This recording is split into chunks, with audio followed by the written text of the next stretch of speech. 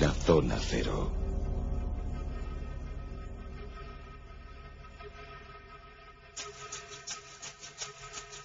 Son nuestros monográficos Zona Cero, y hoy con un asunto enigmático a más no poder, con expediciones en curso, con extraños misterios, con leyendas envolventes. Acacor, ¿verdad que os suena? ¿Qué tal, mi querido Jesús Callejo? Buenas noches. ¿Qué tal? Muy buenas noches. Bueno, veo que vienes vestido de expedicionario. ¿Vas a Acacor?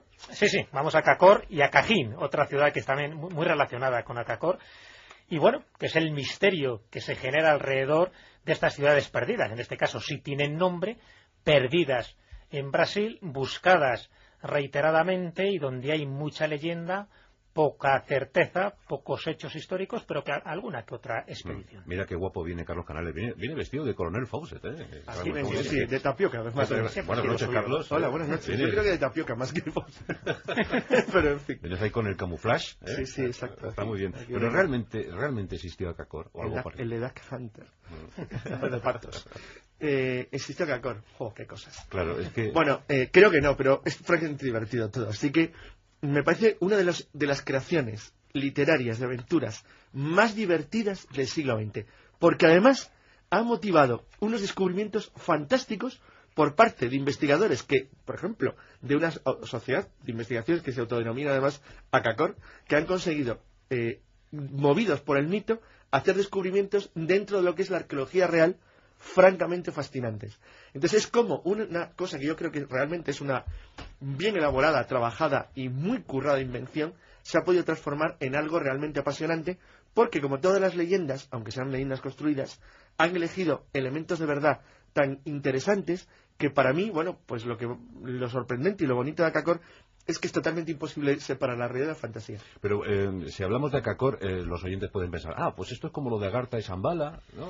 Pues sí, bueno, un poco en esa línea. Sí, yo creo que además es bueno que nos pongamos ya en referencia así, porque habrá gente que haya oído hablar de Acacor y habrá otros que no. ¿Cuándo empieza a ser conocido el tema de Acacor? Pues a raíz de un libro que se publica en el año 1976. Un libro que, por cierto, tengo yo, ya es un... Está publicado en español, claro. Se publicó, sí, pero ahora es inencontrable. Sí, es de 78 la edición española. Es del... Sí, exactamente, la 76, la versión original alemana, y se llama así, La Crónica de Acacor. Está escrito por un periodista, un sociólogo alemán llamado Karl Brügger, y en él se empiezan a contar cosas alucinantes. Y en aquella época, claro, los que nos gustaban toda la literatura de Berger, de Colosimo y tal, pues encontrar a alguien, un autor desconocido como era Karl Brügger, La Crónica de Acacor, pues alucinabas. ¿Y por qué?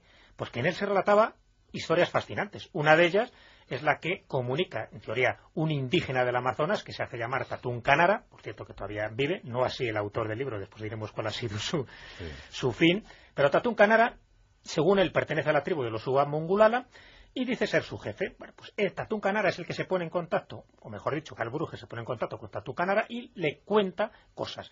En principio, Tatún Canara afirma que es hijo de un soldado alemán y de una india, que tiene un conocimiento del alemán perfecto, lo cual le llama mucho la atención a este periodista alemán, a Karl Brügger, y le empiezan a contar cosas muy raras de sus descendientes, de unos descendientes de dioses venidos del cielo, que construyeron distintas ciudades míticas, subterráneas, y ya no estaríamos hablando de Shambhala, sino estaríamos hablando de Acacor, donde empieza a resurgir por vez primera este nombre. Tatún Canara le cuenta leyendas de su pueblo, que se remontarían a 12.000 años de antigüedad. Dice que los mongulalas serían descendientes de estos dioses, es decir, sus antepasados serían ni más ni menos que dioses civilizadores venidos, ojo aquí, ya no estamos hablando de un sistema planetario conocido, sino que su sistema planetario se llamaría Suerta, algo así como Esberta pronunciado, nadie lo conoce y ni nadie lo conocía hasta ese momento, y bueno, que estos serían un poco los artífices de un sistema de túneles que recorrerían toda Sudamérica, no solo las ciudades de Acacor y Acajín, que serían como las dos principales, sino que estarían conectadas otros enclaves como Cuzco, como Machu Picchu, en fin, como ves, todos los enclaves sagrados importantes, pero en este caso relacionando sitios muy conocidos y que se pueden localizar geográficamente con otros no tan conocidos como Acacor, Acajín o Acanis. Muy importante, esa es la primera cosa para mí fascinante que hace Brügger. Mezcla cosas, o cuenta cosas, de elementos que cualquiera puede identificar en un mapa o en un libro de historia o arqueología, con otros que no existen, pero algunas de las pistas que da hacen referencia a algunos de los misterios más insondables que pueden existir, por ejemplo, de la América Central, como de la América del Sur, como por ejemplo la misteriosa red de túneles que está probado que existe, y que sin embargo nunca se ha explorado ni conocido, pero sí se sabe que hay túneles que no se sabe exactamente dónde van en gran parte de las grandes ciudades precolombinas. Bueno, aparte de eso, ¿qué significaría? Es gracioso, porque Acacor significaría, en el idioma de los maestros antiguos, que era el nombre con el que aparentemente se autodenominaban ante la tribu de los... a ver si me acuerdo del nombre, porque tiene un nombre rarísimo, de los Ugamongulala. Ugamongulala, que serían a los que pertenece el indio que ha citado Jesús, pues significaría Fortaleza 2, porque la primera ciudad que ellos construyeron sería Acanis, Fortaleza 1, Acacor sería la Fortaleza 2, y Acajin la Fortaleza 3, el otro sitio que ha citado Jesús.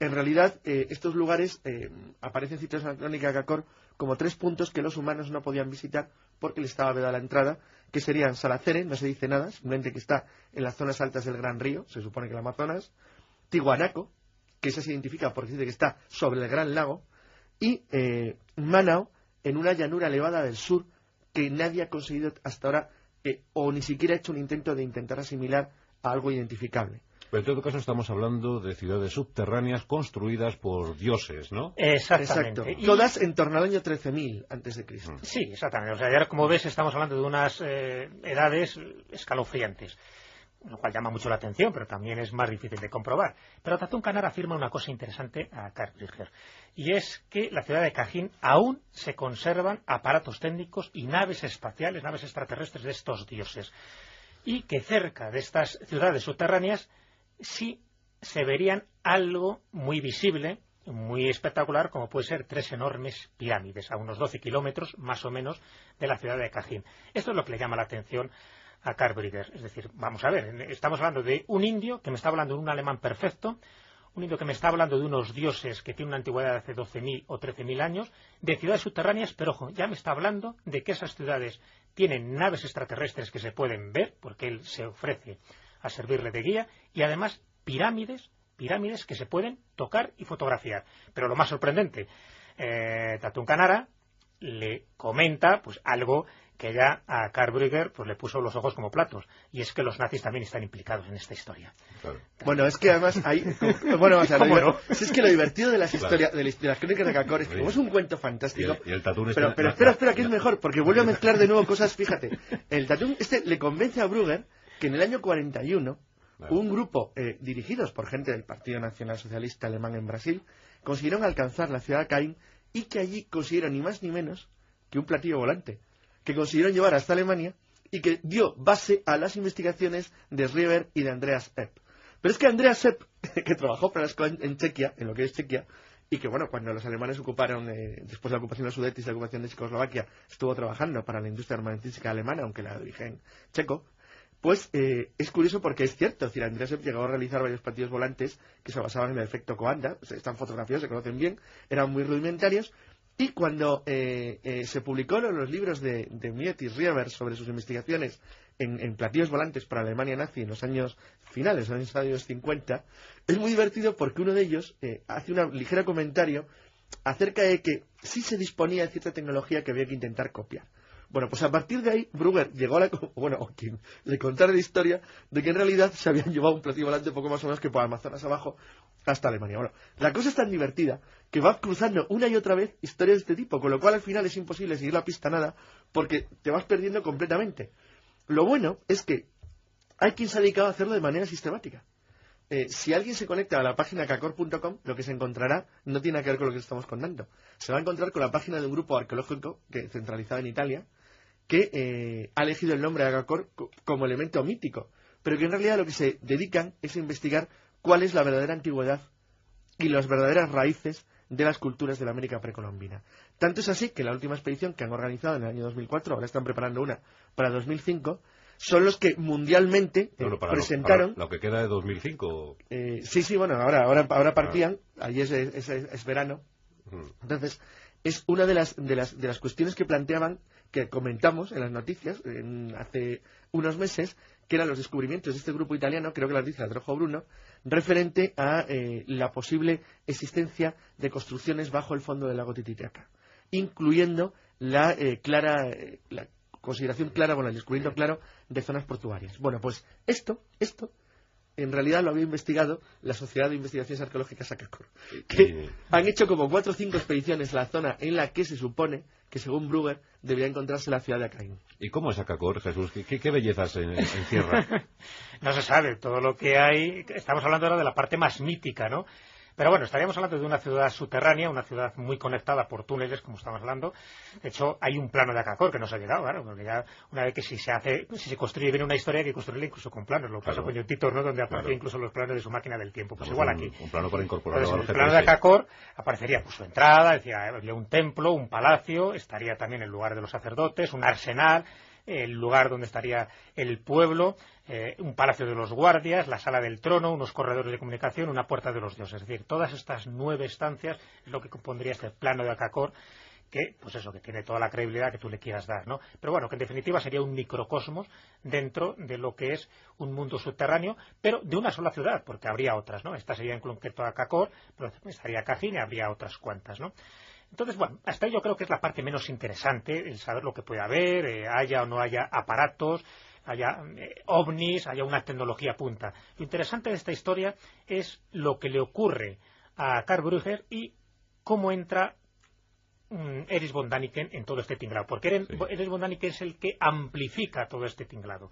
Y nunca mejor dicho lo de tinglado, porque al final se convierte en una maraña de acontecimientos que es muy difícil seguir. Pero bueno, básicamente, cuando el periodista Karl Brugger escribe este libro, se pone en contacto con él y bueno, y aparte también otras personas, pero sobre todo Ferdinand Smith, que le interesa mucho este asunto. Contacta con Tatún Canara, con el que al parecer hacen muy buenas migas, parece que hace ahí un trato, un pacto muy extraño, y tras algunos paseitos por la selva, Ferdinand Smith decide ponerse en contacto con Däniken porque se da cuenta que tiene un bombazo. Dice, ¿y quién puede dar toda la resonancia periodística del momento? Y en ese momento, claro, Däniken, pues en fin, era un icono en estos temas. Empezaba a ser bastante conocido. Así que le comenta a Däniken lo que hay ahí, ¿no? Lo que hay en las selvas brasileñas, y piensa que esta publicidad, pues Däniken lo va a aceptar, y además de buen grado y sin cobrar nada, sino todo lo contrario, poniendo dinero. Y efectivamente, Däniken decide costear una expedición a Cajín y se lleva con ellos a un arqueólogo brasileño, que es Roldão Pires Brandão. Bueno, en el año 78 es cuando esta expedición pues llega a un lugar determinado, pero como siempre ocurre en estas circunstancias, no pueden avanzar porque se dan esas casualidades, esa ley de Murphy que les impiden continuar. Hay un desgraciado accidente que pues, uno recibe un tiro aparentemente involuntario y después se demuestra que el tiro se lo da en la pierna precisamente para no continuar en esa expedición, ¿no? Como ves, hay intereses creados. Un año después, Brandão y los suyos hacen otra expedición y consiguen unas fotos importantes de las pirámides amazónicas que hablaba Tatún Canara. Es decir, aquí nos está poniendo sobre un hecho que es verdad de toda la historia. Que las pirámides existen, unas pirámides totalmente cubiertas por vegetación.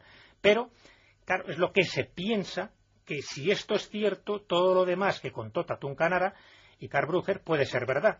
Pero, por distintas razones, estas expediciones nunca llegan al lugar adecuado. Siempre ocurre catástrofes, Däniken casi se arruina en el empeño porque ve que no hay forma de obtener la exclusiva. Y bueno, en definitiva, entre unas cosas y otras, al final, Karl Brugger muere asesinado.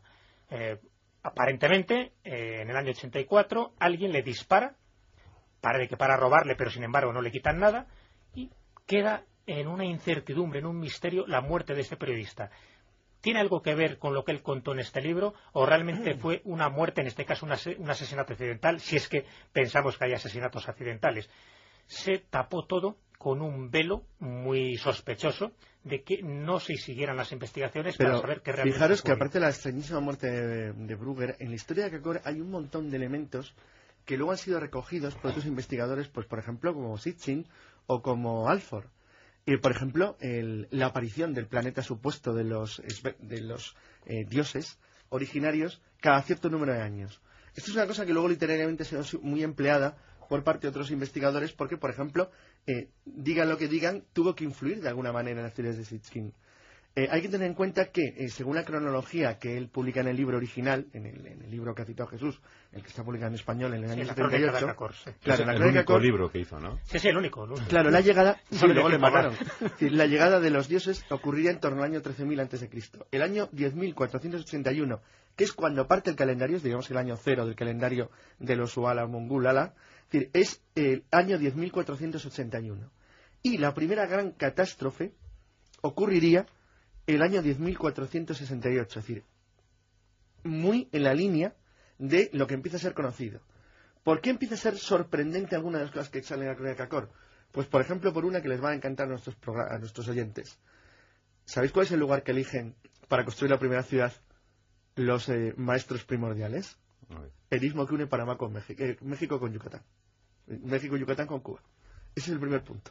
Ahí hicieron su primera ciudad. Esa es la Fortaleza 1. Bueno, pues lo curioso es que coincide milimétricamente con el lugar en el que Paulina Zeliski acaba de realizar los extraños descubrimientos que National Geographic quiere investigar el año que viene. Bueno, sorpresa curiosa.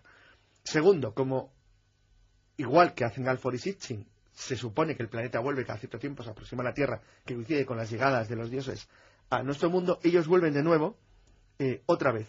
Vuelven en torno al año 6000 para irse definitivamente hace unos 4.000, 5.000 años. Se produce una segunda destrucción, una segunda gran catástrofe, en torno al año 3166 a.C., que coincidiría con el diluvio bíblico, más o menos, según la cronología que el propio Brugger intenta hacer equiparable a la tradición bíblica. El hecho cierto es que algunos de los nombres que aparecen y algunas de las referencias son tan sospechosas que parecen estar buscadas a propósito. Por ejemplo, el hecho de que el gobierno de uno de los reyes de la tribu se llame Lhasa. Bueno, pues es también muy sospechoso. Sí. Hay una serie de elementos claramente tomados de la mitología del Oriente Asiático que parecen muy bien encajados. Sin embargo, lo que sí es cierto es que da la sensación de que Brugger sí tenía algún tipo de conocimiento de la existencia de verdad de restos arqueológicos importantes en las zonas interiores del Amazonas. Eso es lo más interesante de toda la obra, que mezcla permanentemente fantasía con realidad, pero es como si utilizara la fantasía para poder empujar o llevarnos a sitios que sí aparentemente son reales.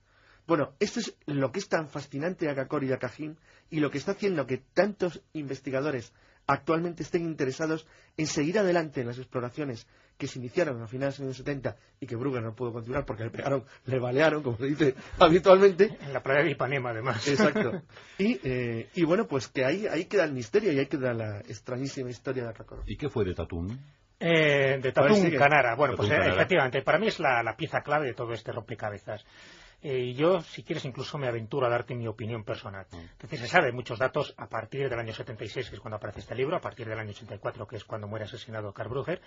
Te podría decir los oyentes, bueno, ¿y qué ocurre, no? Hasta este año. Se saben más cosas. Por ejemplo, hoy se conoce, gracias a investigadores como Pablo Villarrubia y otros investigadores punteros que han estado siguiendo la noticia en estos últimos tiempos, que Tatún Canara era un mentiroso y es un mentiroso compulsivo. No es un indio mestizo, sino que es un ciudadano alemán. Con razón sabía también el alemán. Y además alemán nacido y casado en la República Federal, ¿no? Sí. Como demostró una revista de ese país. Era de Manaos, provincia de Múnich, ¿no? Exactamente.